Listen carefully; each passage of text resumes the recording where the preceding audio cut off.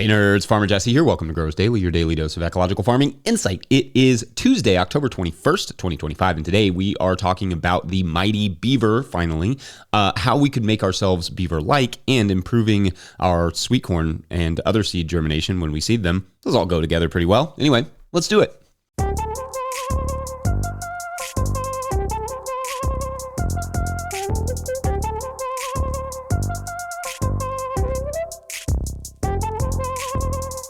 All right, everyone. Welcome to Tilth Tuesday. Every Tuesday this year will be brought to you by our friends at Tilth Soil, and it's officially pre-sale season for 2026. So check out tilthsoil.com/farmers to get a pretty sweet deal on potting mix for the next season. Link will be in the show notes. I hope your weeks are off to a good start. Ours has been relatively laid back so far because it was almost frosty yesterday morning, and I'm slow when it's cold, especially these first colds. But I did start on my strawberry project, so that's something. Got my fresh sheet done and sent out, so that's also something. All the normal stuff. Then I felt a little listless last night without soccer in my life. It always comes to like a screeching halt, and frankly, I'm not a fan of screeching halts. I need a slower ease out of my daily habits, but I suppose one of these days I will learn the art of slowing down and be like, oh, rest. This is rest. But that may or may not ever happen. Anyway, and Stinky Pigs FC, which will only make sense to Stinky Pigs FC. Give us a shout at no-tillgrowers.com. You know what this is about, but also I don't have your contact info. Yep. Congrats. Anyway, I have been threatening to do a beaver episode for a long while, and although I'm not going to do a whole episode today on beavers necessarily, I mean, it's a farming show, so I guess I have to have some farming technical stuff in there somewhere, but I am going to do the first and third segments on this subject. And you may be like, why of all creatures the beaver? Well, first let's talk about some of the interesting qualities of the beaver, and then, although in many ways they are fascinating without a bigger point attached, we will attach a bigger point to bringing up the beaver. Okay, so when I was a kid, I went to, I think we took like some sort of school field trip or something to Estes Park, Colorado, and got to see my first beaver dam, and I was hooked. This beaver had chopped down some nearby aspens and built not only a dam, but an entire pond in a place not really known for water. I remember, though, to be fair, that it felt like walking to an oasis in that dry climate, seeing all the plants and trees and water and birds. And it turns out beavers can kind of do that to places, create ecological oases where once before there was just kind of like a trickle of water. They do so by using sticks and branches and rocks and trees, leaves, muds, bones in some cases, whatever they can find that makes sense, and slowly start constructing dams to block that water. Very, very fascinating dams, in fact, that their whole architecture is not only super interesting with drainage, but also varies by where they are. So anyway, maybe that's for a different segment, one that I would happily nerd out on. But anyway, once the water is blocked, it slowly starts to fill out a small pond. But the beavers are also digging deep channels in the pond and beneath the pond, sometimes between ponds, that allows for deeper penetration of water and better water retention in things like droughts and also fire resistance and forest fires.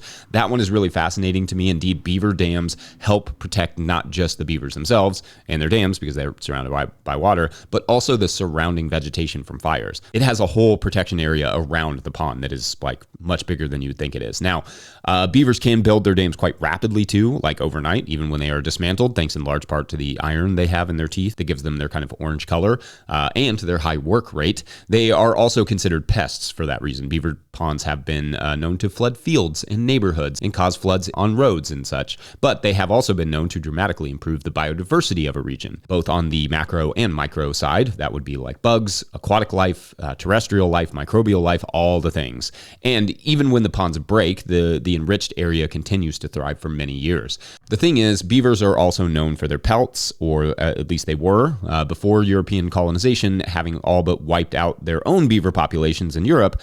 Europeans arrived in America to find, it is estimated, hundreds of millions of beavers.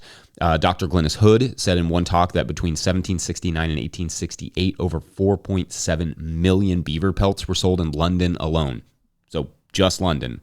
And so you can imagine how the near extinction of beavers changed the American landscape from a wet, abundant place to a much drier, harsher, less biodiverse one with less protections from drought and wildfires, over the course of just like a couple hundred years. And I've said this before, but humans and beavers are two creatures who change their environments more than any others. But the difference is how they do that. It used to be that humans were more like beavers, leaving in the wake of, like fire management, hunting, agroforestry, etc., all the things that indigenous populations in America and elsewhere have done. This activity would leave more life behind, not less. So I often hold the beaver up as an example of what our impacts could be or can be, of how changing an environment doesn't have to necessarily like degrade it. It can actually improve it. And you might say, well, that's all well and good, but beavers cause a lot of issues for humans. And yes, they do, because human culture is not designed to live in conjunction with beavers or really any other animal as it once was. Some indigenous tribes consider beavers to be the creators of the universe, and pre-colonization lived somewhat harmoniously with them.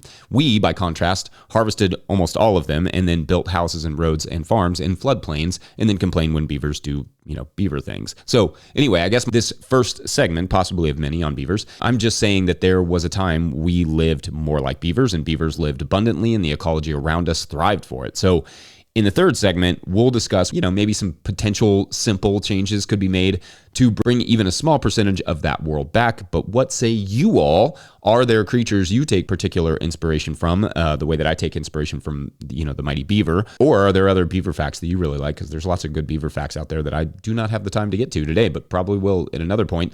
Otherwise, we're going to take a quick break, and when we come back, we will talk about sowing sweet corn and other crops to be more consistent on their germination, as is the natural intermezzo for this particular subject. BRB.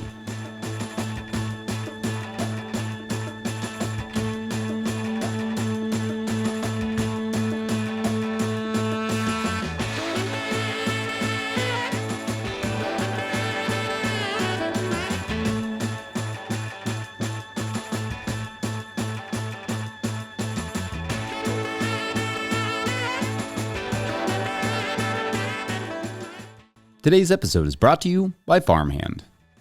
Renewal season is here, and the work you put in now is what brings members back next year.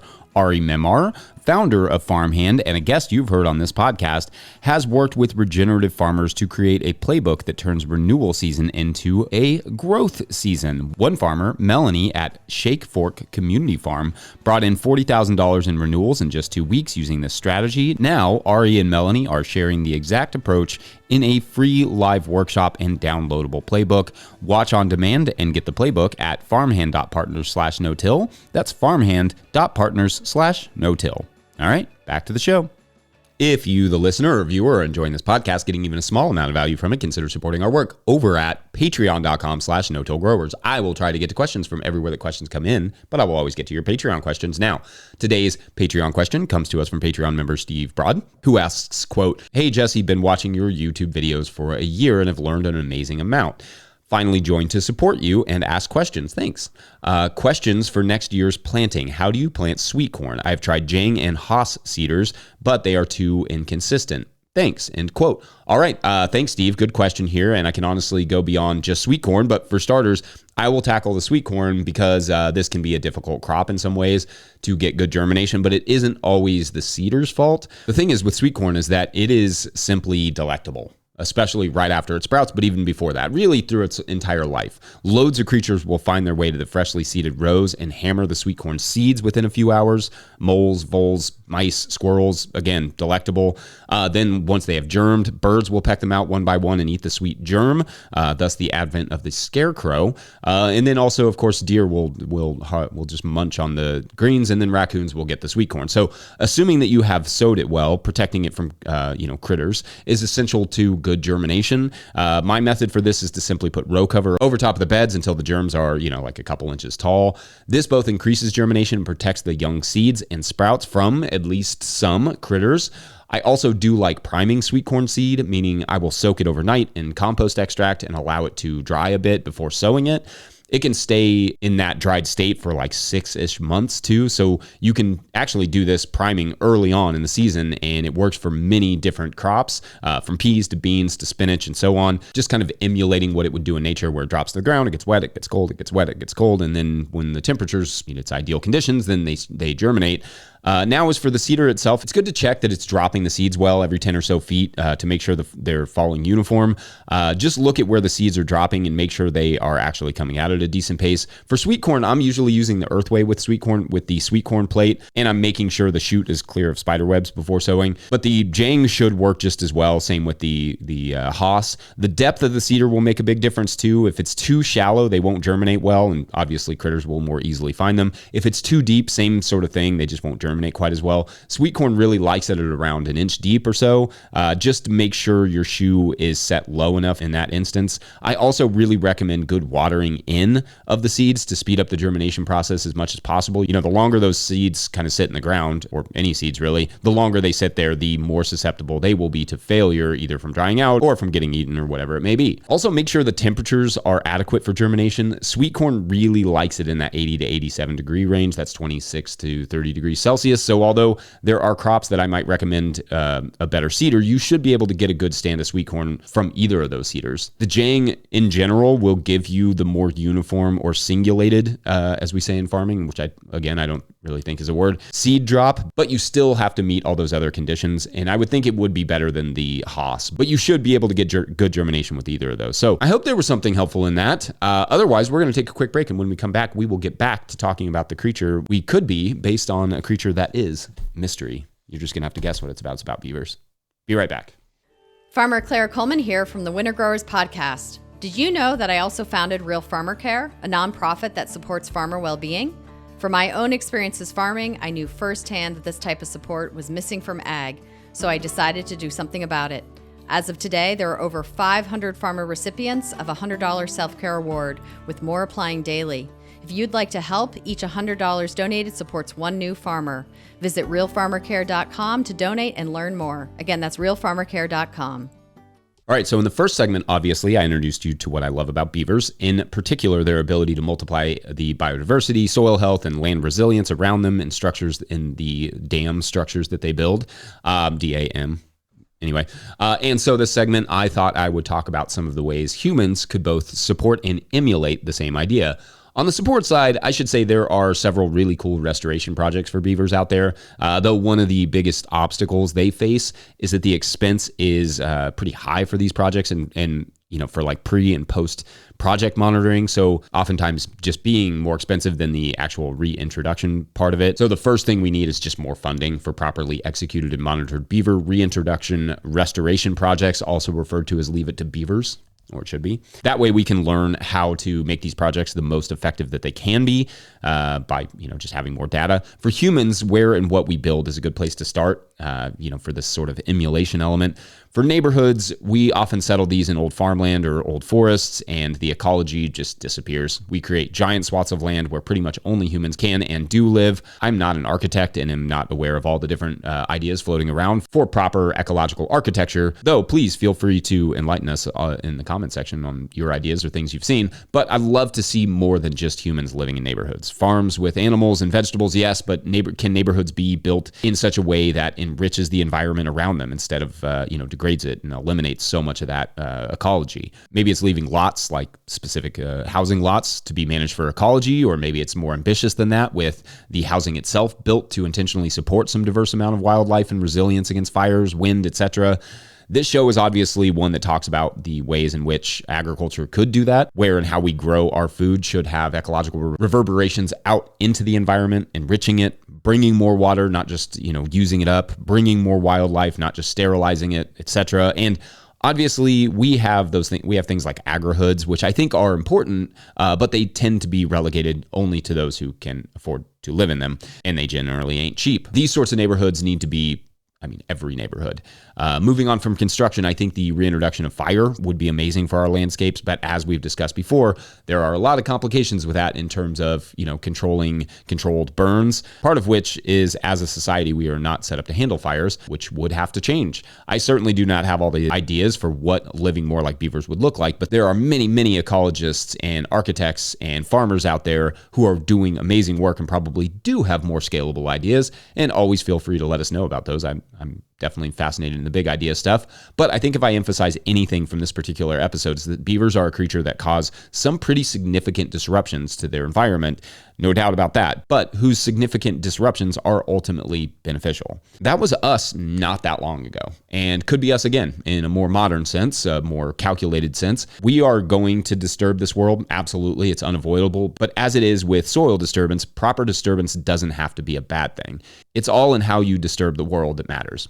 Thoughtful ecological disturbances. Anyway, what say you all? What are the realistic human projects where you see us being more beaver-like? Otherwise, I think that's it for now on Beavers and Cedars and on Till Tuesdays. Don't forget, No Till Growers is now officially a nonprofit 501c3, so donations are tax deductible and greatly appreciated. Please make sure to like and subscribe and or follow wherever you're getting this podcast. That's an easy way to help us out as well. Enormous thank you to all of our show sponsors, and if you'd ever like to sponsor the show, you can reach out to Farmer Michelle at notillgrowers.com. Huge shouts to Willie Breeding for the theme music, and Mike Hilbert for the production help and editing and chasing down a bunch of beaver photos and video, no doubt. Not always an easy thing to do. Also, shouts to Epidemic Sound for the background music that you can hear.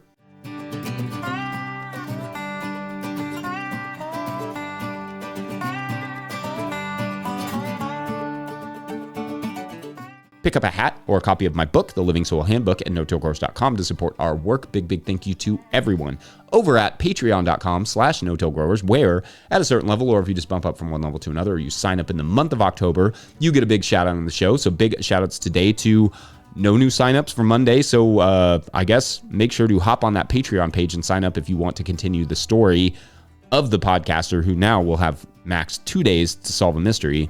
I mean, maybe just sign up to see if I can pull that off. Anyway, we'll see. Thanks for watching and or listening. Appreciate each and every one of you all. Have a great rest of your Till Tuesday. Bye.